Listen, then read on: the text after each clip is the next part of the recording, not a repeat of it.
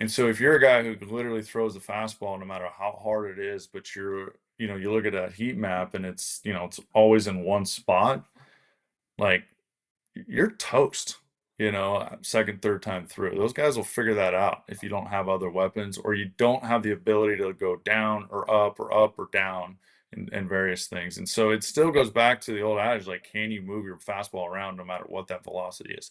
If Velo.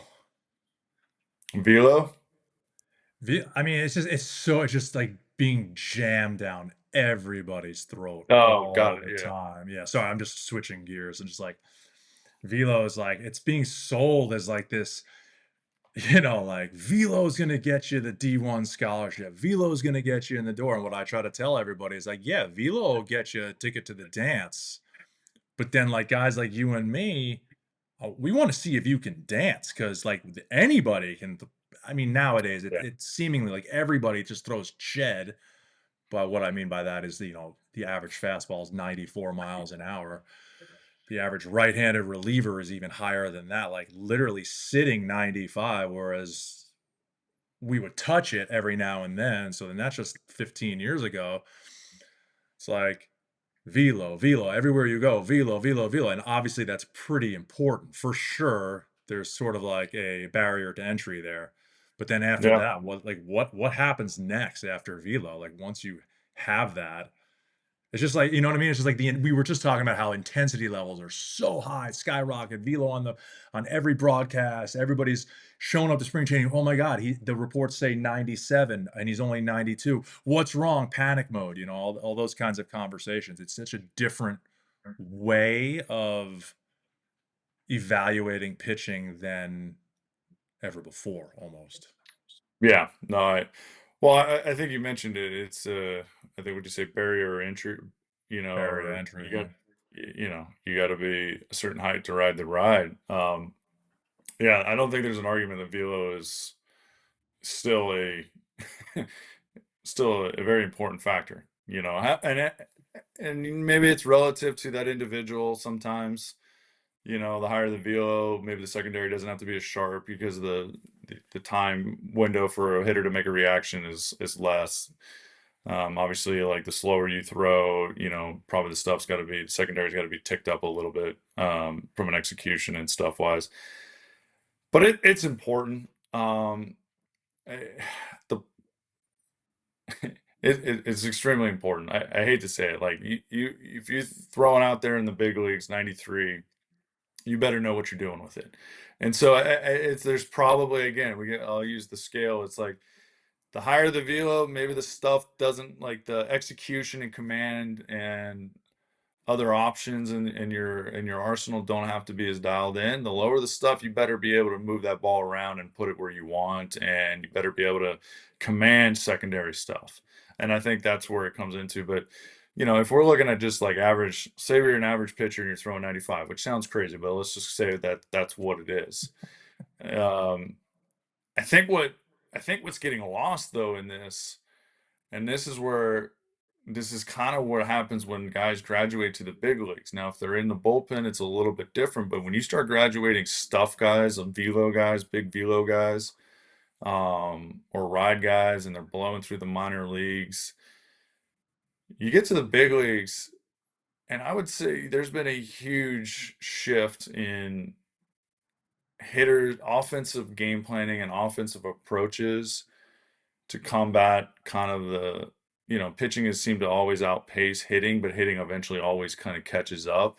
Right. They've definitely caught up, and they've caught up really fast. Um, and so hitters are either hunting lanes, or teams are hunting lanes, or they're hunting tendencies of that pitcher. They're sitting on best pitches. And so if you're a guy who literally throws the fastball no matter how hard it is, but you look at that heat map and it's always in one spot, like you're toast, second, third time through. Those guys will figure that out if you don't have other weapons or you don't have the ability to go down or up or down and various things. And so it still goes back to the old adage, like, can you move your fastball around no matter what that velocity is? If you decide if you're going to try to be somebody who's going to face hitters multiple times in multiple Yeah. in innings. And so, and then yeah, but then when you get to being a reliever, it still matters. There's some outliers that are still there, but these guys are now, instead of it being trained, like they know how to hit sinkers, they know how to, like, they take different swings where you, like, there's not too many guys who are just one piece swingers like it used to be. They'll try to scoop balls, they'll try to chop down, they teach different things now to attack different hitters. Where when I think, you started in advancing, and when I started in the late, 2018, 29, and really dialed in, like, guys were just kind of swinging, right? I don't think there was outside of top 10% who were just really gifted. They were just kind of like, their swing was their swing.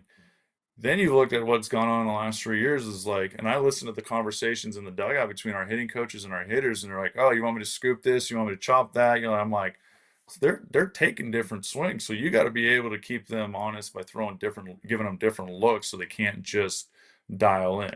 And that doesn't mean different pitches; it just means you give them different looks with different pitches, whether it's in or out or up or down. I think velo is, you're gonna have a hard time living here at 88. Like, that's, you're not gonna get in the door. All right. Um, and that's just the reality of life. I think in college, I think there's probably, I don't know anything about the college game right now. My guess is if you got a high schooler who's throwing low 90s, they're like, sweet, we'll take them, and the chance that we'll be able to develop something else. And I do think probably, like, you don't need to be able to move the ball around as effectively Is that a outside of, flawed process though? Like, so, sure, like, isn't but it it does. easier to teach Vila than it is to teach the other stuff? I would think so. Um, but I think right now, I don't think people get excited when somebody's throwing 86 and has pitchability.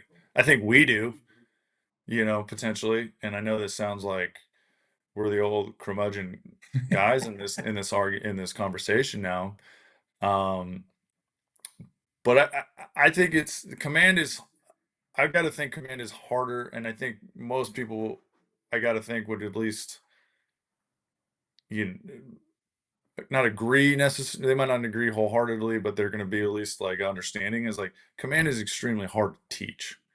So if, Yeah. like, you can start with that, and then, to your point, be able to add on the velocity, and maybe the command pulls back a little bit. I think it's really hard to, like, teach the velocity, which is what we do. I mean, you see it all the time in young kids and stuff, and then say, hey, can you throw strikes? Well, guys with 15% walk rates don't move. I don't care if you're punching 30 out, 15% walk rate doesn't work at the big leagues. It's Yeah. very hard. It's a quality of life is just not good. And, I mean, we watch it, we've watched it play out. You watch good offensive teams who have discipline will just eat those guys alive. So let them just implode. So I do think it's a flawed thing. I just don't, it's unfortunately, like, the toothpaste is out of the tube. I just don't know if it's going back.